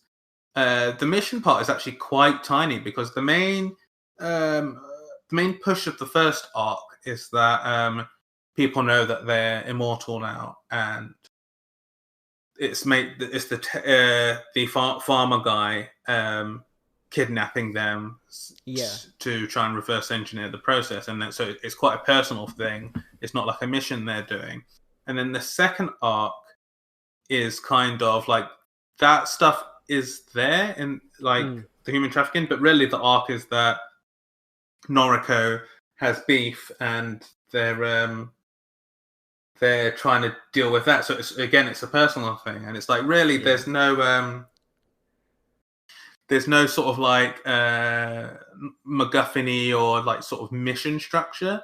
And I think that considering that that's not there, it still works in a way. And I think what that allows us is more time spent with these characters. Like it's actually the characters and their issues are at the forefront, whether as opposed to it being a case of they're on a mission to save the world from something, and then we get these bits of story handed in. And I thought that was a novel way to tell two arcs like this. It keeps it quite personal, and like sort of the focus is on the actual characters rather than their mission. Yeah, it's what keeps it to kind of like this thesis on the value of life and how you would deal with immortality if you were immortal, how these people are dealing with their immortality and how they're dealing with the consequences of their immortality, and what they're choosing to do with their immortality. Because you can imagine like a longer run, or even say a generic TV show where it's like the A-Team, where they've got like Merc Thing of the Week, and it's like you've got the immortal people, so you send the immortal people in there. But I think the issue you'd get with that is because they are immortal, they wouldn't have any hiccups, so you'd need to have a Noriko type straight away causing hiccups. Yeah. So it makes sense the path they've chosen. But I did think it was interesting to approach the story in this way, because definitely, especially when there's like other ways that you could do it that we have seen before. So I did think that was interesting. But I do wonder if that robs the film of some momentum in a way, and that's why we've been saying it could have possibly been even better as a TV show. It could have been, because they could have. It would have had more space to breathe, wouldn't it? And it would have. You're right. The movie, because of the way the movie, because it's crammed into 2 hours. I think that's what kind of like flattens slashes its tires slightly, like you say, and then I want to come back to Stephen Merrick, because you started saying about the differences between the two types of Stephen Merrick. Yeah. So like, I think that I like the two ideas of him. Like the comic idea of like this American farmer bro, and who has his big office in Dubai, and then I like the concept of the British farmer bro with his office in London. Yeah. But I kind of feel for the movie, he's not enough of an antagonist. No, he's just this like sticky, clammy, slimy man. Yeah. Like, so then he looks sweaty. Yeah, he looks like like just complete wet douche. Yeah. And I think that does eat some. I don't know what the word is, but it removes some enjoyment and pleasure from the sort of mini heist to rescue everybody, because ultimately it's this guy, and his only thing is he becomes sort of one-dimensional. Yeah. In a way that doesn't really work in films as much as it can work in, say, comics to a degree. Yeah. He doesn't really have any exterior sort of feeling or thought or anything like that. It's just, I want to experiment on these people because so I can have the corner on this drug that I can make of them. Yeah. There doesn't seem to be of like I always think like more interesting villains are ones where you can see it from their point of view, and it's actually like it's semi-virtuous from their point of view. It's just they're going about it the wrong way. I think those always make for more interesting villains, because you're like, I could see how you'd get there.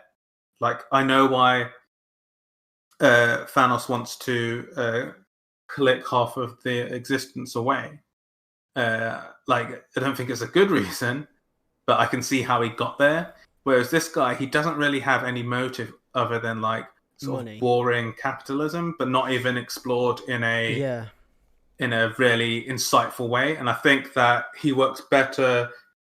His incarnation in the book works better because in that he's not really set up as the big bad in a way. He's just the douchebag who's taken a couple of them that they need to get to rescue. But he's not really the focal point. He's just, we need to infiltrate his place and do what needs to be done.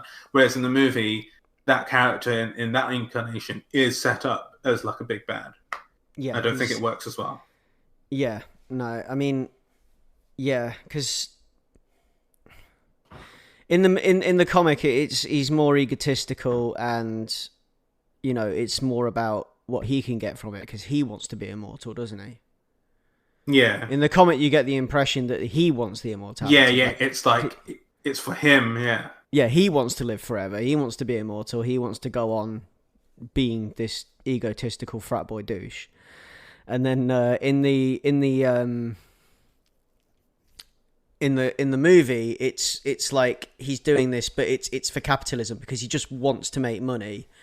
Which does obviously make more sense because he's a farmer guy. Of course, he'd want to create some sort of pill that gives people, I don't know, 50 years extra life or something like that. Yeah. You can like cure diseases and stuff like that. And like he's got the patent and all of that. That does all make sense. But like he doesn't read as an authentic arch nemesis. No, he feels too ineffectual, too ineffectual, yeah. And then his scientist that's working for him, like she's just more or less a sadist. Yeah.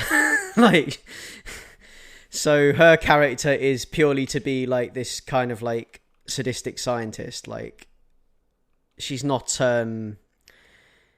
she's in it for the Nobel Prize, but you get the thing that she's kind of enjoying doing this to people. Like, it's weird.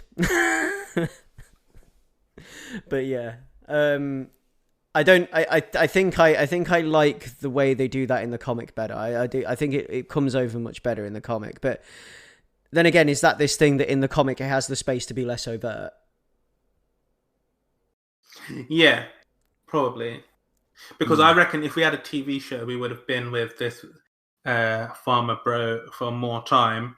Yeah. And we would have found out that he has some backstory where like a family member or something died or due to some thing that they couldn't control. So now he's got this thing against the world where it's like, blah, blah, blah. I'm not going to try and write a TV show in my head, but like, you'd spend more time and build up and have a better idea of what this person's motivation is or why they are such a sadistic douchebag rather than him just being this sort of cartoon.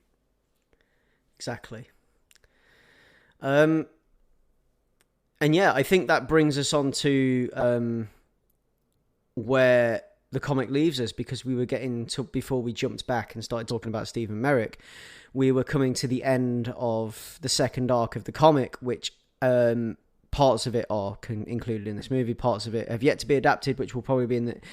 I think they plan to do a sequel to the movie, I'm pretty sure. So... I mean, it did well for Netflix, I believe, so... Yeah, I'll be looking forward to see how they adapt it and what happens with some of the other stuff in the comic and how they bring that in now that they've taken this other direction with Andy being mortal. And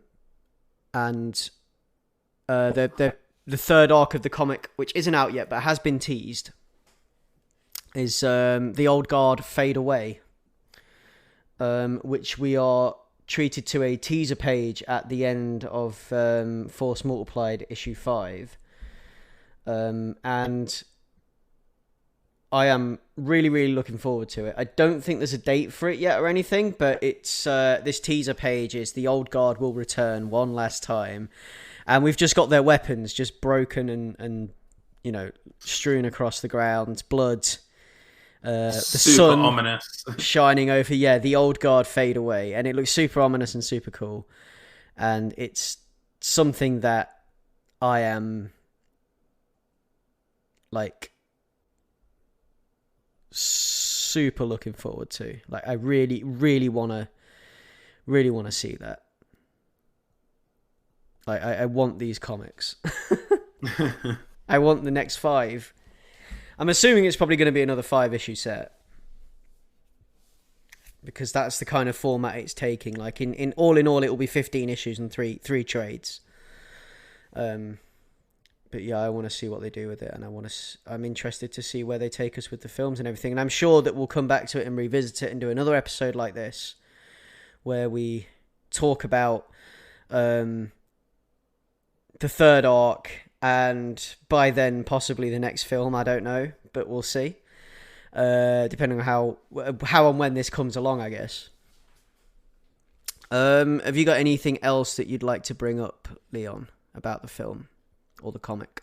No, I'd just say overall, the 2 volumes of the comic I quite enjoyed. I thought they were a fresh idea and explored in a fun way, and I think that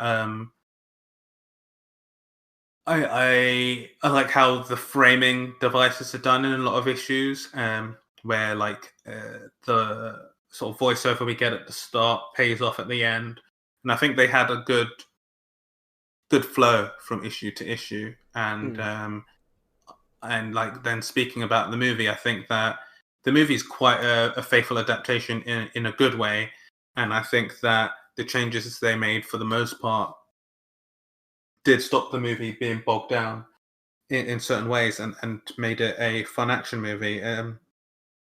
There's stuff like, if there's a sequel, that I'd like to see them do a bit better and focus more time on. But overall, I enjoyed the movie. I didn't love it, but I had a good time with it, and I think it does a lot right. No surprise, but overall I prefer the comic to the film. I did enjoy the film. There are some things where, like I've expressed during the cast, where I would have preferred it to have been a television series. I think they would have got more out of it. I think I would have gotten more out of it had it been a television series instead of a film. But as a feature film, as an action movie, it's great fun, and I can sit down and I can watch it and I can enjoy it, and it's fantastic. I love that the story itself for the comic and the film, it plays with the action genre in such a great way, and kind of like tilts and tips and twists things in such a fun, interesting way. And I like that it's such a positive, like such a kind of like a beacon of positive inclusion as a film and a comic story, with the characters in there and everything else, and like we've mentioned in the cast, with the romance between Joe and Nikki and things like that, and putting women front and center like the film does. And the way in which the movie does that in as accessible as a Netflix film, the way it plays with the action genre, and like I've expressed before about how like it plays with the meaning, the value of life and everything else, and kind of like is a musing, an overarching musing on the value of life, and how is one life more valuable than another, etc. And how do you, like, how valuable is life when life like it's like the value of life when life isn't finite, and things like that, and these kind of like high concept things that it kind of like bands about with, and kind of gets you thinking about, which is cool. And yeah, so overall, I think they're both great. I think the comic is a more graceful instrument than the film, like the difference between a sword and a cudgel or a club. But like, I I overall prefer the comic, and I think I would recommend both. Though I think I would recommend both to anybody. I think you should check them both out. I'm excited for where this goes and where they carry on with it.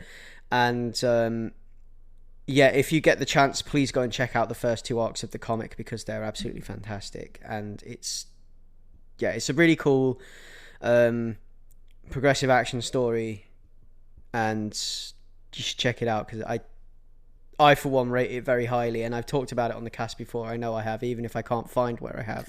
I can't give you the specific episode because that's lost to the sands of time, unfortunately. But it's somewhere around the first 5 episodes. It's going to be episode 3 or 5, I think. So it's one of those two.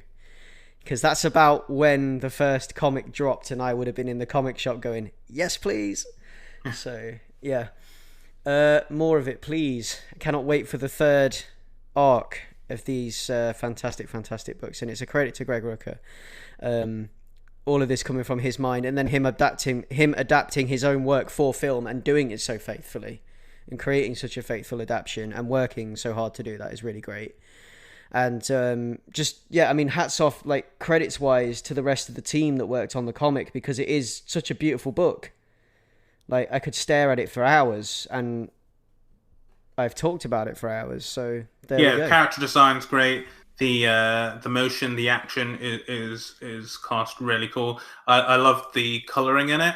Oh god, yeah. It remains like vibrant and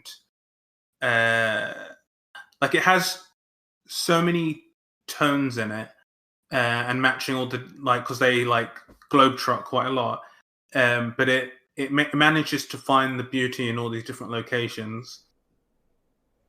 It is a gorgeous book, and the environments are rendered gorgeously, and it has this beautiful noir feel. Even though it's in full vibrant colour, it has this beautiful noir feel to it, and everything is so flowy and so fluid. And the shadow stuff looks really good as well. Yeah, and the action beats, that's my, if someone was going to ask me for a comic where the action is good, I could give you multiple comics where the action is good, but for a comic where I have seen the best action I've seen in a comic, like my favourite action panels, my favourite action pages, I would say The Old Guard. Hands down. It's got some of the best action. It really has. And some of the way that that's rendered on the page, and some of the way that is panel by panel, like, played out. And the way they translate that into the film as well is just absolutely fantastic. I love it. But yeah, so that has been episode number 95, and that wraps us up for The Old Guard. We don't have a pull list this week, but there are a couple of things that I will bring up at the end of this episode. First of all, I want to express my sadness at the passing of Chadwick Boseman. And the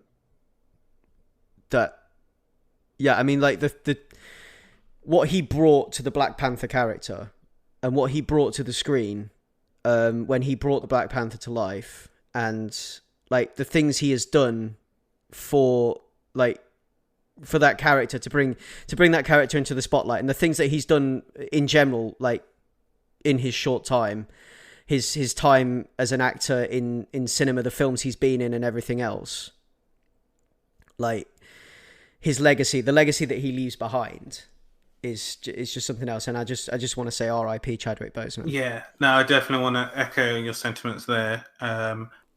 Like, it was a massive shock for me when the news came out. I couldn't believe it, because he just seems so young. He always seems like he was 10 years younger than he was, and it was just such a shock. And yeah, it's been, I found it quite tough with that particular news, because it's like just on various different levels, it's kind of scary, because like the fact that he had his diagnosis in 2016, and the fact that most of the world knows of him because of the films he made from 2016 onwards is just, it's wild to comprehend. I can't even really imagine what it's like to have stage 3 cancer and be like bulking up for roles as like T'Challa or like that must have been so difficult for him. Yeah. And to have continued working like he did through that. And like yeah, like and it's like it's not just like he was getting ready for a role, he had to carry the movie and like with all the stresses of that stuff. And I think that one of the things that was really good with Chadwick, and this is across all of his roles, is that I think he knew the weight of the work he was doing. And like he's starred as Jackie Robinson in 42. He was James Brown in Get On Up. He was Thurgood Marshall in the movie Marshall.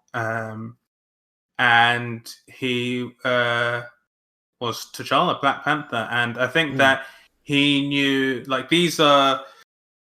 I mean, most of these are like real people and like black men who like did big things and changed the paradigm in their various different areas, whether it be in music, sport, or in like the law. And I think that it seemed to be a big thing for him to portray these icons and to get these icon stories onto the screen. And for many cases, like beyond TV movies, a lot of these stories of these people were not told. And I think that was something that was a priority to him. And then obviously with Black Panther, I think that it was important to him to have this big screen black superhero out there. And I think that he just carried that all in with such grace, and he didn't phone anything in. And one of the things that was like an aftershock of like further grief is, beyond the actual news of him dying, was like just hearing people talking about like, how do I tell my black kids that Black Panther's dead? And it is like, it's like to whether to like black kids or like kids of all colors across the world, like he embodied this hero. And like a lot of people sometimes don't really understand what the benefit is of like representation, especially for like conglomerates. That people would say like who cares about like a Black Panther or like a Mulan or something like that, because it's like it's a big corporation behind it. And it's like I can understand an element of that argument, but I think what that argument misses is that representation on the big screen and in media is important, and it does have an effect. And I think people don't really understand the power that is evident in seeing either yourself or someone who doesn't look like what you always see on the big screen and in a virtuous, heroic role. And I think that you can't undersell the impact that had for so many people, especially kids. So it's definitely like shocking and definitely sad. But I do think that his legacy will live on, and I think that through his roles playing different icons, I think that he's helped solidify himself as an icon. And it is sad because not only was he a really good actor, but he was also like a playwright, and I could see him getting into directing. I think he had done a few plays, and it just feels like it just cut so short. Like he felt like he was just beginning, and I mean there would have been decades more of great roles and great work done by him. And it's tough to see that ended. He was just coming into his like his kind of like, this was him kind of like blossoming into his kind of like the the golden age of his career almost. Yeah. With him writing plays and directing and everything else, and the things that the characters that he was portraying on the screen, like you've mentioned, and the legacy that he's now going to leave behind, and like for that to be cut so short and so sudden because nobody knew anything about this, and then all of a sudden, wham! Yeah, and it's a trip, but I can only like look towards the positive side of it, and that's like the impact that he's had on people isn't gone, and I think that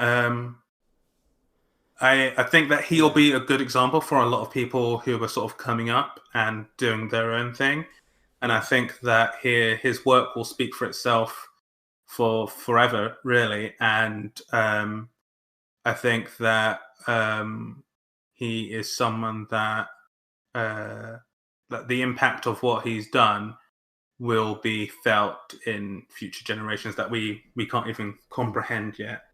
Exactly. It's a tragic loss, and it did hit me when I found out about it.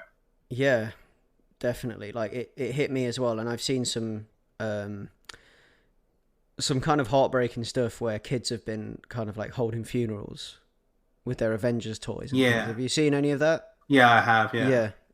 It's like really sad. But it's like the legacy of that he'll leave behind by playing, because we talk a lot about this on the Ace Comicals cast, and it's kind of like one of the core things that we believe in as Ace Comicals is that everybody should be able to open a comic and find themselves in there and feel comfortable in that place. Comics, and it should be a place where people can feel comfortable and find themselves represented, and I do truly believe that. And I think everybody should have a hero or a champion that represents them in the pages of a comic or in the scenes of a film. And I think that's what Chadwick Boseman represents to a lot of people and to a lot of these kids. Like because he is the Black Panther, like he is T'Challa, and to a lot of these kids it was like them finding that in film and finding that kind of like that safe place and seeing that representation and having that in front of them and having that kind of that bit of driftwood to kind of hang on to, which is and that's the thing. I would just encourage people to check out some of his movies, like especially if you only really know him from Black Panther and Civil War and like the Avengers movies. Definitely check out some of the other work that he did, because like the biographies that he did that I mentioned earlier, they're really good, and he's particularly really good in them as well. Yeah. I just wanted to add as well that at the minute, Comixology have got a lot of the Black Panther comics for free, single issues, as kind of a tribute. So if you want to head over, if you want to head over to Comixology, or you can get yourself some free Black Panther comics, because they've got them up there as like, kind of like a tribute, kind of like for free at the minute, which is something that kind of like, it kind of helps a little bit, I guess, kind of eases the pain slightly. But there we go. Yeah, definitely. So that closes us out. That has been Ace Comicals episode number 95. Before we do fully close out, Marv sent us a question. And this is something that I found quite difficult to answer, actually, because I don't think I've really seen a lot of this in the wild. So he sent us a question here. He's like, he sent us basically he said that he's seen in the wild while he was at work, he'd seen a guy with the Joker, the Suicide Squad Joker. Yeah. He'd seen a guy with the how he's got a tattoo on his hand of the smile, and he puts the hand in front of his face, and he's got he's seen a guy with that tattoo, but for realsies, like in the wild, right? So his question is, with that kind of example, like these people having these like tattoos that they've seen in the film, like the Joker tattoos and things, like what's the strangest comic related tattoo, piercing or clothing choice you've come across in the wild? And I struggle to answer this because I can't really think of anything as wild as having that Joker hand tattoo, to be honest. So I don't know if I've ever seen anything on that level or anything that weird. But what about you, Leon?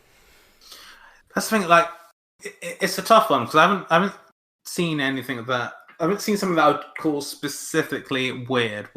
But the closest thing I could say is probably there was someone that I sort of knew. They were like a friend of a friend who, on their calf, they just had a full-on, full-color tattoo of Vegeta from Dragon Ball, and it looked kind of massive. And like, it's not particularly weird, I guess, because a lot of people get characters from manga, anime, and comics and stuff on them. But it was striking in a way that it wasn't striking of like, oh, cool, like the art's done. It looked like someone had a massive sticker of Vegeta on their calf, and it was odd. I mean, it was a choice, but it's not particularly like weird. It's not like a damaged tattoo on someone's forehead or even the hand tattoo. Yeah, it's not even the hand one, but it's still striking in a way where, and this person used to wear shorts a lot as well, but it was just striking in a way of like, oh yeah, that's there. It never was, oh yeah, that's the tattoo they've got. It was like, oh yeah, that's there. It's like super Technicolor Vegeta looking back at you. See, I've seen a lot of things where like people wearing t-shirts with panels from hentai comics and things. I've seen a lot of that. I wouldn't necessarily say that's in the wild because that was in a convention environment, but it's still pretty like, why would you wear that even there? You know? Yeah. Like in the Ahigo shirts that you can get and things like that. And I guess that's kind of comics adjacent, isn't it? You can take that off. Yeah. But, you know, it's like that. I've seen people in public with like Naruto headbands on and things like that. But then again, I wouldn't call that. That's just lazy cosplay. Yeah, I wouldn't call that straight. Yeah, I don't want to call that strange or weird because it's not. Because it's just people expressing themselves. No, I want to see a face tattoo of the headband all around the person's head. Now, yeah, if I'd seen someone with the headband tattooed on their head, then I'd be thinking about, you know, like maybe that's on a similar level to what Marv is talking about. I've seen. I think I've seen any like strange piercings or like. I don't know, because most tattoos I've seen where people have had tattoos of like characters they enjoy or like comic book characters they like, things like that. It's usually like quite tasteful, and done in quite a kind of like a kind of like a cool tribute-y way. Like I've seen a lot of people with like small Naruto tattoos. They've got like the Sharingan thing on the back of their neck or whatever. Yeah. That kind of stuff. Yeah, that's Mark's talking about, like a Hagayo face tat. Yeah, I know. This is. But I'm trying to like. I can't think of anything like that where I've seen anything like that at all. This is the thing, you see. So I can't think I've ever seen anything on the level of having the Joker hand tattoo. Like, I really can't. Like, what would possess somebody to get the same tattoos as the Joker from the Suicide Squad? Maybe he's the best Joker or not? Whoa. I don't want to go down that hole. Not now. Not at the end of the cast. The Jared Leto Joker. Oh, that's a discussion for another time, that is. He's the second Joker who had an Oscar before he played the Joker. Yeah, but no. The first being Jack Nicholson, of course. Yeah, I'm just looking now at this image of him with the hand in front of his face and the damaged thing written on his forehead, and he's got the grill because Batman punched his teeth out at some point. That's canon. Yeah. That's another like side thought. Like what kind of dental insurance does the Joker have? Considering the amount that Batman punches his teeth out. I don't think Joker's part of any union. I think he's paying out of pocket. But he's like he must spend so much money on like getting like orthodontic work done, like getting like implants put in and stuff. Like at this point, his entire mouth must be made up of implants. Because think about like Ledger's Joker, he couldn't even get decent surgery. Yeah, that was a botch job on his Chelsea grin. Well, yeah, done it himself, didn't he? Put a razor blade in his mouth and moved it around with his tongue because his That's why he blew up the hospital, because the healthcare costs. Yeah, exactly, yeah. Oh. Yeah, no. I don't think in answer to your question, Marv, no, I don't think I've ever seen anything on that level or anything that I would consider strange. I think most of it has just been quite tasteful, or, you know, like items of clothing and things like that. Also, normally with questions of these type, the person gives an example of the one they saw. Yeah. Like I'm thinking Marv's seen something incredible, and he's fuming right now that the best he got was the Jeter on someone's car. Yeah. Well, his example for us was this hand tattoo, this Joker hand tattoo. Oh, did he see that in the wild? He said, yeah, that was what prompted the question. He saw that in the wild, like he saw someone getting off the tube with that. So, go figure. But yeah, I mean, I've not seen anything like that. I mean, I've got comic booky tattoos myself. I've got a tattoo of Poison Ivy on my arm in a kind of like a Pete and Pete style way. Like Petunia. Is it Petunia in Pete and Pete? This is going back too far for me. Where I just remember one of the Pete's pushing a house like 1 centimeter. Yeah. He's got a tattoo of a redhead on his arm. One of them has anyway. But like I've got like Poison Ivy on my arm in this kind of like pin-up style with a scroll. So yeah. But yeah, I don't think I've ever seen anyone with anything that's not tasteful. Like there was a guy that works at a local coffee shop I used to go to that's got a sleeve made up of Batman villains, which is kind of cool. It's like the Riddler and everything.